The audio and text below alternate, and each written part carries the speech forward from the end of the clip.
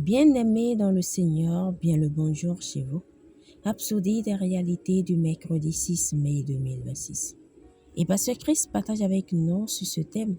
La puissance est en vous. Alléluia. Et notre verset d'ouverture est tiré de Romains 8, verset 11.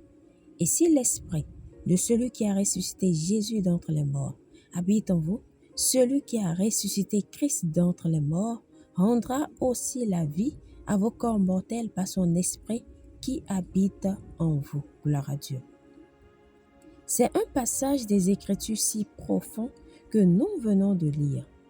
La question est donc la suivante. Qui habite en vous? Est-ce le même esprit qui a ressuscité Jésus d'entre les morts?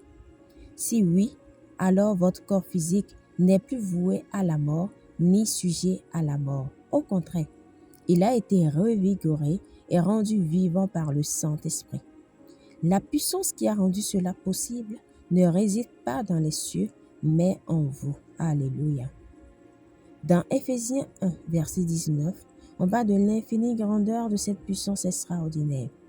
Puis, Éphésiens 3, verset 20, nous apprend également que cette puissance agit en vous. Or, à celui qui peut faire par la puissance qui agit en nous infiniment au-delà de tout ce que nous demandons ou pensons. Alléluia. De nombreuses personnes décrivent des expériences où elles ont senti la puissance de Dieu descendre sur elles comme une veste.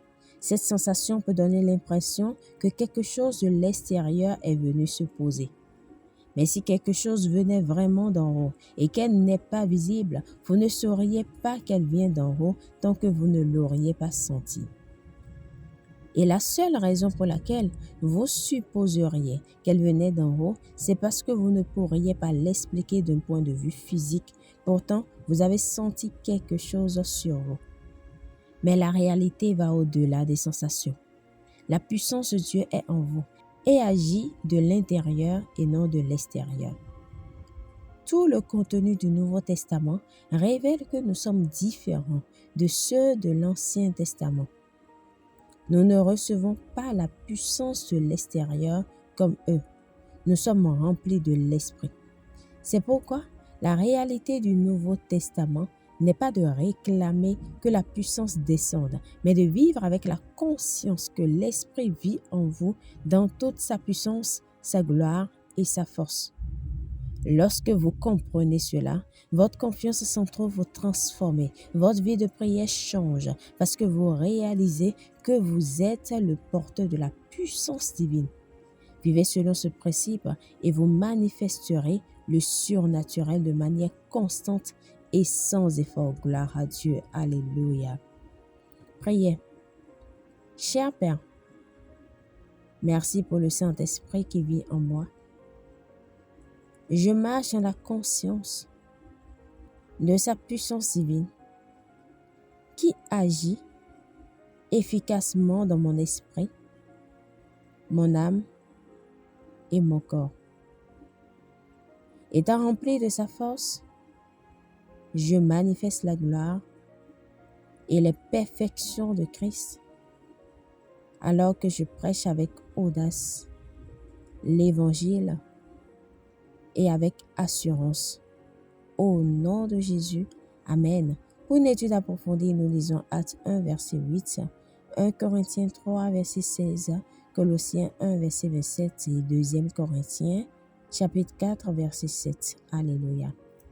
Nous aimerions vous donner l'opportunité maintenant de recevoir le Seigneur Jésus-Christ dans votre cœur, dans votre vie. C'est le seul moyen de pouvoir recevoir le Saint-Esprit en vous, cette puissance-là qui va habiter en vous. Alléluia. Alors si vous croyez déjà en Jésus-Christ, faites cette prière de tout votre cœur et de manière à vous entendre et vous recevrez la vie éternelle. Alléluia. Dites, ô Seigneur Dieu, je crois de tout mon cœur en Jésus-Christ, Fils du Dieu vivant. Je crois qu'il est mort pour moi et que Dieu l'a ressuscité des morts. Je crois qu'il est vivant aujourd'hui. Je confesse sur ma bouche que Jésus-Christ est le Seigneur de ma vie à partir d'aujourd'hui. Par lui et en son nom, j'ai la vie éternelle. Je suis né de nouveau. Merci Seigneur d'avoir sauvé mon âme. Je suis désormais un enfant de Dieu. Alléluia. Félicitations, si vous avez fait cette prière, vous êtes désormais un enfant de Dieu.